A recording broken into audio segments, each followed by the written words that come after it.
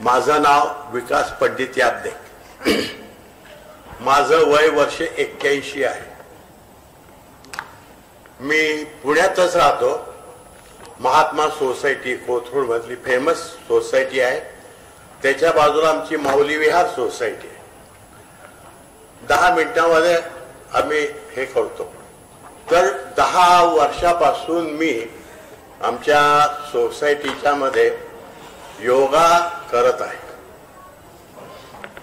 परंतु मध्यंतरी मला चालण्याचा त्रास व्हायला म्हणून मी स्कूटी वापरली.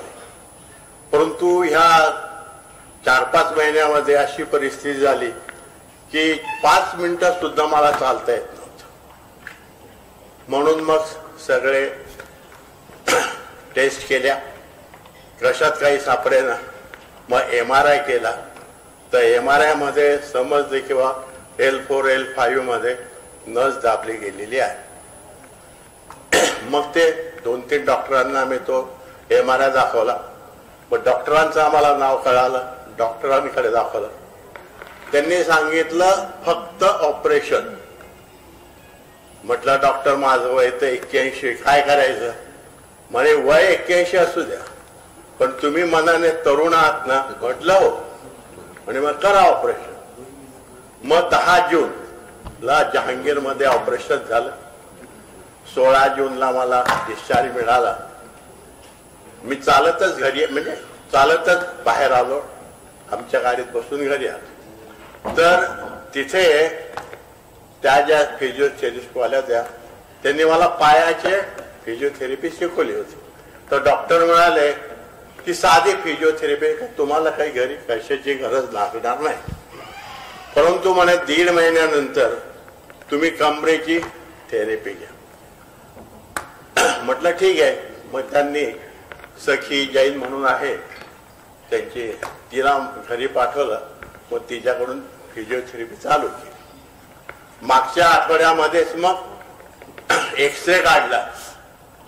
तोपर्यंत काय केलं मला काही माहित नव्हतं. माझ्या मुलाने सांगितलं होतं किंवा स्क्रू वगैरे टाकलेत म्हणून.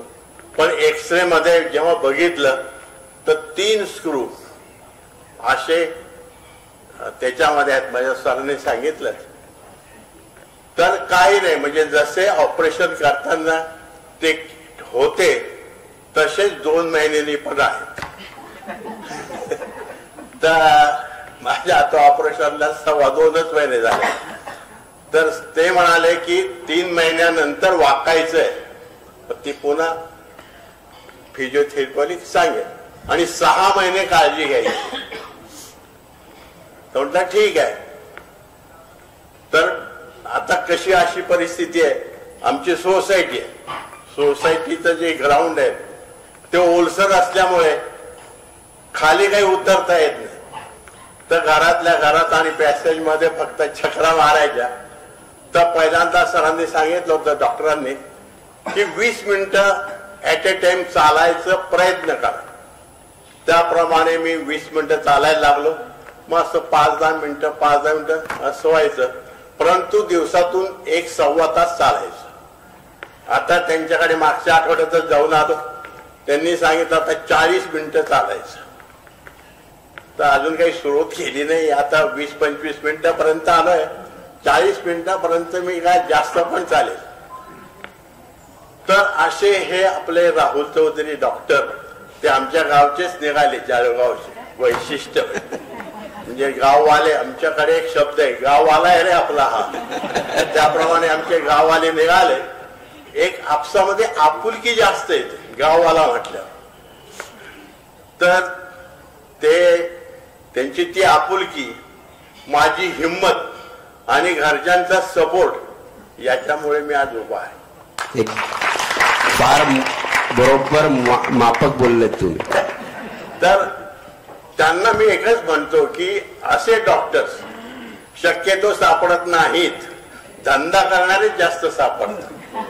पण हे अगदी प्रामाणिकपणे म्हणजे इतका बेस्ट सल्ला देतात. ते माझी म्हणजे हिम्मत होत नव्हती. पण ते म्हणे बघा तुम्हाला जर चालायचं असेल तर ऑपरेशन करून घ्या.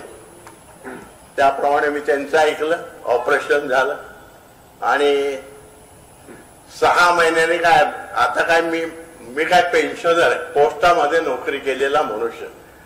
मी पेन्शनर आहे. मिसेस पण बरोबर आलेली आहे.